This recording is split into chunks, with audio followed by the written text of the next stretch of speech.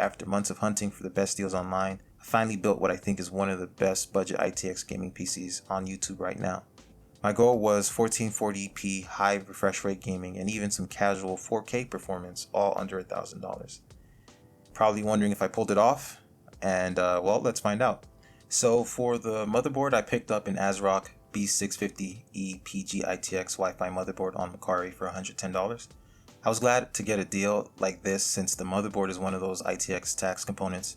There are pretty much like no budget options for ITX motherboards unless you go for one of those shady off-brand motherboards on AliExpress like this generic 2025 AM5 ITX B650i Night Devil motherboard, which is only $63. I'm glad I didn't see it at this price because I had a hard time convincing myself not to buy it at $99 when I first stumbled upon it. Ultimately, I held off on the Night Devil in favor of something more reputable. I wanted a solid upgrade path and long-term reliability, and I just didn't trust a random motherboard to have good support. So I waited, and good thing I did. The ASRock board wasn't even that much more expensive. The listing said it was in like new condition, but it seemed completely unused. All the protective covers were still on the motherboard, including the covers surrounding the I/O panel and the NVMe heatsink. But one negative thing to note is that the I/O panel seemed slightly bent, but at the very least, a little bend won't hurt me, so really good deal there. Happy with that. For the RAM, I went with a Corsair Vengeance 32GB DDR5 CL30 kit for $60 on Mercari. I believe I negotiated its price down from around $80. This kit was actually unopened with all the seals intact, so essentially new. So this was just a good deal and a no-brainer for me. The processor was a tough choice. I wanted an 8-core X3D chip, either the 7800 X3D or the 9800 X3D. But as I mentioned earlier, I wanted to keep this build around $1,000, so that meant there was virtually no chance of me buying one. Especially with how the market was when I was shopping, these chips were selling for more than MSRP on the used market, making a good deal nearly impossible. So I ended up looking for an 8-core non-X3D chip and found the Ryzen 7700X on Mercari for $210, which I negotiated down to $200. I think I did well here, but funny enough, right after I purchased it, I saw the 9700Xs were selling for around $230 on Mercari and AliExpress. So I listed my 7700X for sale, but before it even sold, I realized, wait, my motherboard might need a BIOS update to support 9000 series processors. So I just decided to keep the 7700X and figured I would upgrade later if I needed to. For the SSD, I got a Yotomaster 7000 Pro, a Gen 4 NVMe on sale for about $49 on Amazon. Nothing to say much about this one, I never even heard of the brand before. I just wanted a cheap Gen 4 drive with decent read and write speeds. This one does that with 7000 for the reads and 6500 for the writes. The CPU cooler I went with was the Thermalright Peerless Assassin for $35 on Amazon. It's a well-reviewed cooler that's used in plenty of builds and offers good cooling, so it was a safe pick. But later I found out that the Thermalright Phantom Spirit is a newer cooler for the same company around the same price and performs just slightly better. But oh well, I had already installed the Peerless Assassin by the time I figured that out. Moving on to the power supply, yet another ITX tax item that can just drive the price up. I was surprised at how expensive SFX power supplies could get. You're looking at 100 plus, maybe even 150 plus for a solid one.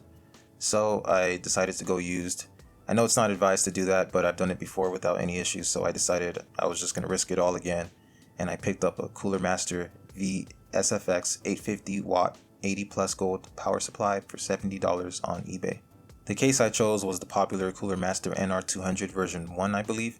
I got this as a gift around the holidays, but it was purchased for around $50 to $55 on sale. I wanted to use this case because it was cost effective, allowed for a big GPU, and let me slot the GPU directly into the motherboard with no riser cables needed. And finally, the graphics card, which was the most annoying part of the build. I'll tell you why. I started buying components around November 2024, knowing that the new GPUs from Nvidia and AMD were coming soon. So I held off on buying, thinking that prices on current cards would drop.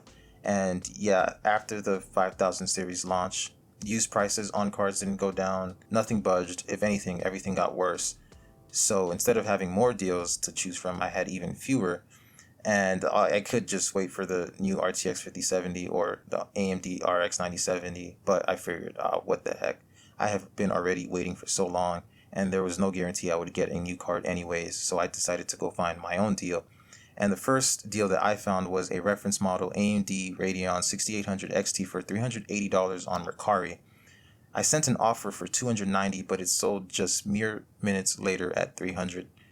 I literally punched the pillow right next to me. It legit took me a while to recover emotionally from that lost deal. But after recouping, I was even all the more motivated to find another great deal.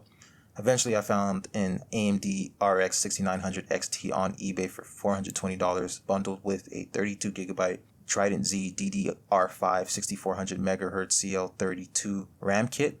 Since selling that RAM kit would put the cost of the GPU within the $300, upper $300 range, I went for it and I purchased it so fast this time. I just did not want to miss out on another deal. And the GPU looked to be in good condition, although a bit dusty. And the RAM I was actually able to sell for $70 on OfferUp, bringing the total cost of the GPU to just $350. So yeah, I was extremely happy with this deal considering the current market for GPUs right now is just ugly, to be honest. The 6900 XT is an older card, but it still is a good one that matches or even beats the 7800 XT in performance from what I've seen. A few miscellaneous items. I did purchase 4 slim 120mm case fans for the NR200, the Thermalright C12015B for $11 each. I wanted to purchase the Arctic P12 Slim, which are cheaper and probably better, but they weren't in stock at the time. This purchase probably wasn't totally necessary, as I've seen builds just stick to 2 120mm fans at the top of the case. Just a little bit more miscellaneous purchases. I also ordered a GPU support bracket for $699, a Thermalright CPU holder for $969, and dust filters for $589. The dust filters I got because I have the CPU cooler taking in clean air from the rear of the case, but none of these are truly necessary purchases. So the final price of this whole system before taxes and fees is $998.83. After tax, we are at $1,113.32.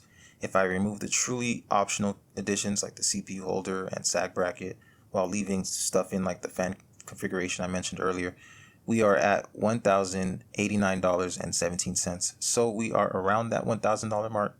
Not happy to have gone over it a bit, but still really happy with what was built. I'll give it a few benchmarks, but I'm not an expert tester and will mainly focus on the games I built this PC for. So the games I'm mainly interested in trying that I haven't gotten a chance to get into are Delta Force and Marvel Rivals.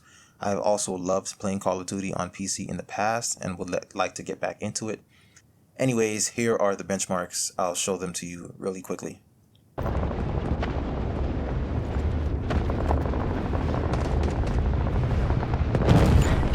enemy has taken objective Delta 1.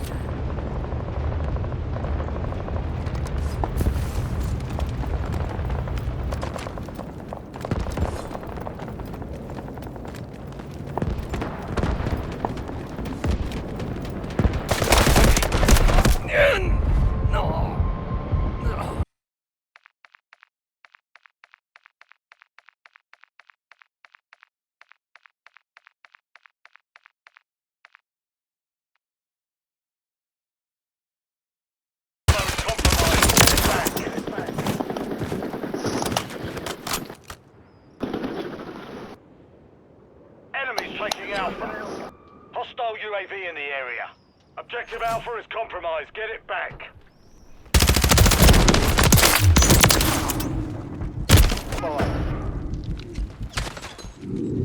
Threats in the area.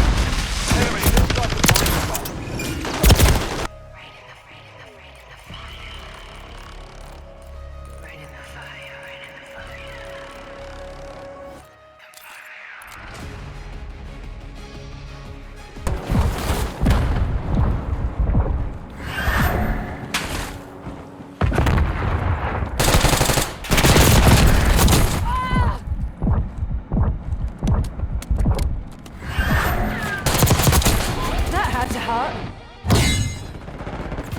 Initiating objective control.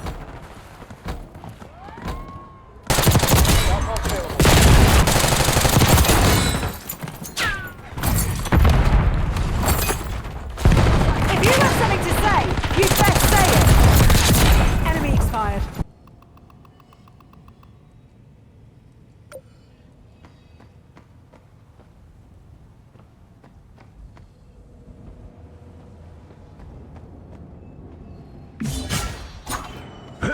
On your toes. Here they come.